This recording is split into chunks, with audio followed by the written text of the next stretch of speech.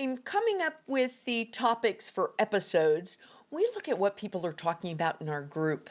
And when it was brought to me that we'd be talking about flipping failure, my initial response was, huh? And that really helped my perspective on this. You see, I don't really think in terms of failure. The reason I'm bringing this up is because failure has to do with mindset. Because of my mindset, I'm not a person that thinks in terms of failure or success. I'm a person that thinks in terms of growth. I'm always working on growing. And that helped me realize that what I needed to talk to you about was if failure is something that concerns you, you really need to think in terms of how you're defining failure. How do you define it? What is this term? And write your definition for failure down.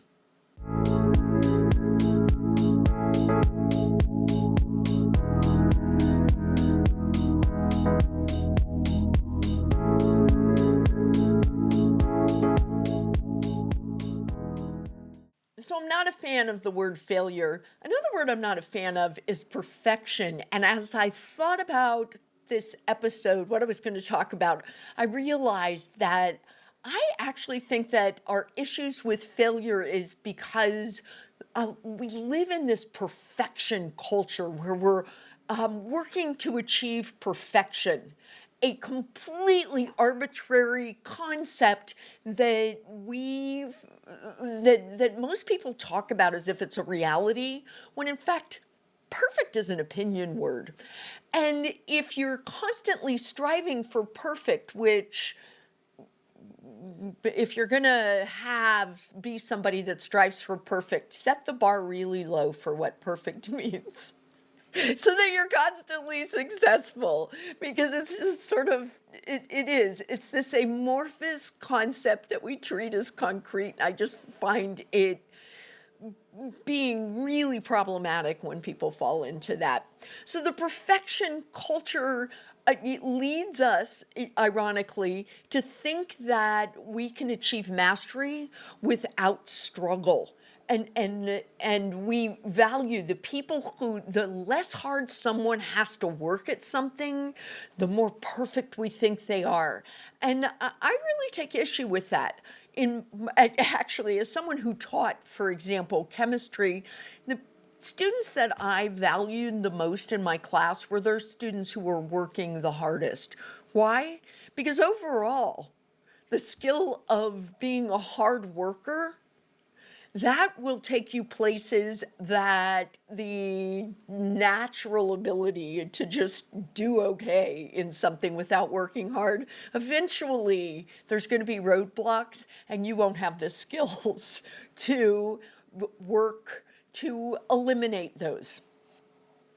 And so that really is where I think the perfection culture is a problem, and it sets us up for failure constantly. So if you are someone who is striving to perfection, you have to be careful because you are modeling that for your children. But if you have a child who feels that they should be perfect at something without, or really close to perfect without putting in the effort, that is something that is it's something that an executive functioning skill that I recommend you work with your child. I mean, honestly, take some time within the context of learning and work with your child so that when they do get to upper level chemistry classes in college or engineering classes or whatever, that those classes, they know how to put in the hard work to succeed. I'm teasing, but there's so many things in life that if you just understand that by focusing on the journey and not the destination, and understanding that as long as you are putting in effort, there's no failure.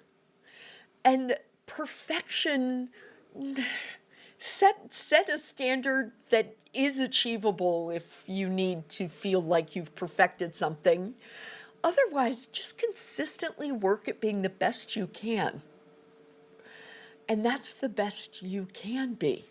Model that for your children in a way that leads to personal growth, but also that benefits everyone's mental health. Because at the end of the day, this perfection, failure concept, the melding of those two concepts has a real detrimental impact on people's mental health in a lot of contexts.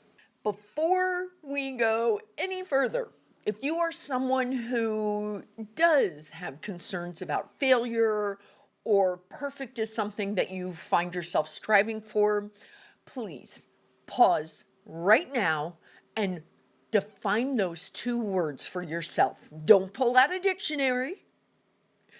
Define them. What do they mean for you? Because the working definition that we have for these loaded terms has a big impact on ourselves. And because we're our children's primary models in life, on our children and how they see the world.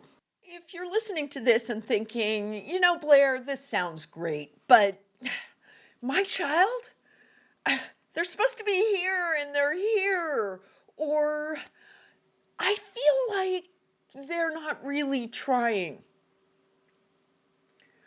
The effort's not there.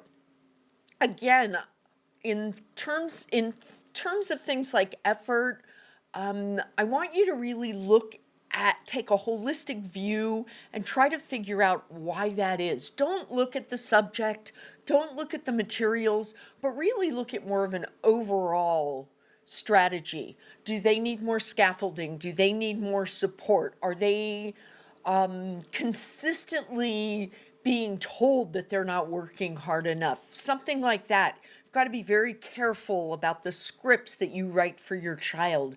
And by that, I mean, if you constantly tell a child something, they come to believe it. They can come to believe it. It depends on the child. And they come to make that true for themselves. Some kids will make that true for themselves. So be really, really clear. If this is something that you're working through, I'm going to recommend that you keep notes. Now, I talk all the time about journaling, but as you're working through something, a journal isn't a bad idea. Just write down the things you might have said or things that you feel you wish you had done differently. That if you wish you did something differently, are you in an area of growth, or are you thinking to yourself, I failed? One is a fixed mindset and one is a growth mindset. Every single day, every person, if they could micromanage what they said and how they handled the day, would have things that they might do differently. I say might because you don't have any idea if you relived it, if you actually would, or what the outcome would be if you did something differently. You can't go back. You can only progress from where you're at. Now, I want you to take that and think in terms of your child. Children, I don't care if your child is 17. My baby is 25. They're in a state of growth. They're constantly growing and evolving, learning new things, and so when we look at our children as these beings who are in a state of growth, we can think differently. There's no failure. The growth just isn't what we anticipated and what we expected. And when I talk about arbitrary standards, that's what I'm talking about. I'm talking about you having ideas of the way something's going to go, as if somehow you had a crystal ball and you could see into the future. That's arbitrary. What actually happened when you did it? That's reality, and that's the system that you need to work within. And not think in terms of perfect. When you think in terms of growth as opposed to failure or perfectionism, that's how you can really nurture them to be the best they can be within who they are. One of the reasons that we sometimes think kids are failing is because we think something's going to take a certain amount of time. Third grade, learning multiplication tables, or shouldn't spelling only take this long? Now, part of that's because learning isn't linear. Some subjects take longer than others, and that can depend on the learner. Let's say your learner has progressed, but you've set a timeline. Third grade multiplication tables. So you can see that they're learning some things, but by the end of third grade, they haven't learned their multiplication tables. Did you fail? Did your learner fail? Or do some kids take more than a year to learn their multiplication tables? Yes. Some kids take less too. It doesn't mean that they were way more successful than your child. Based on a timeline they were, but based on learning, if both children put in the effort and one moved further ahead on the, timeline scale, sure. Just remember that these arbitrary standards and hurdles that we set, they're not fair. We need to measure success in terms of effort. Some things are just harder to learn than others, and it's not always easy to figure out what those are going to be because it really depends on how your child's brain is wired. That unique brain and individual that you value so much, so be thoughtful about it. The neuroscience of learning supports what I'm saying. Struggling through mistakes, struggling to learn leads to stronger mastery and understanding. You need to forget a little and then have to work at remembering to truly master something. You create synapses, and those synapses then are more likely to be myelinated. By having to pull something out of recall and remember it, it's sort of like it puts one of those sticky notes on it for future. Your brain says, hey, we might need this again. Future reference. So be very thoughtful about that. Now, you are going to want to look to see where there's a productive struggle and where kids are frustrated. That can signal that you need to change. Is your child struggling, or are you struggling because things just aren't working? Again, if that's the case, why? Really articulate reasons. Don't leave it up to it's just not working. Don't let the frustration get to the point where you can't see the forest for the trees. Where everything becomes a problem instead of some very specific things that you might want to change. So let's wrap things up.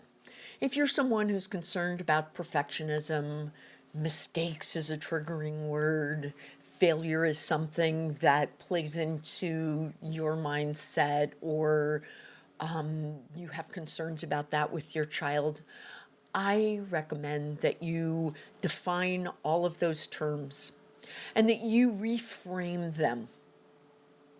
Perfect, what does it mean? If you can reframe that so that effort equals perfect, then you're going to be much more likely to view life and other endeavors as successful. Mistakes. Could mistakes possibly be a good thing because it's a diagnostic tool for where more learning needs to be focused? That's a positive look on that. Failure. Instead of did you pass or fail, what about did you learn? Open-ended feedback can be really important if you're working on changing your mindset. Ask your learner what they learned. Reward effort. Maybe we should think that the biggest success is when a learner has to work harder to learn something. Think about that achievement. And achievement is really where this focus should be. There's no failure as long as progress has been made. Any idea you have in your mind about where someone is going to be, including yourself, and then, hey, I didn't quite measure up to what? That is an arbitrary standard. Do not buy into it. If effort was put into something, you always measured up. This isn't a baking recipe where without a teaspoon of baking soda, the cake won't rise. This is life. What would happen if we embraced failure as a part of learning instead of allowing it to be triggering? As always, much love.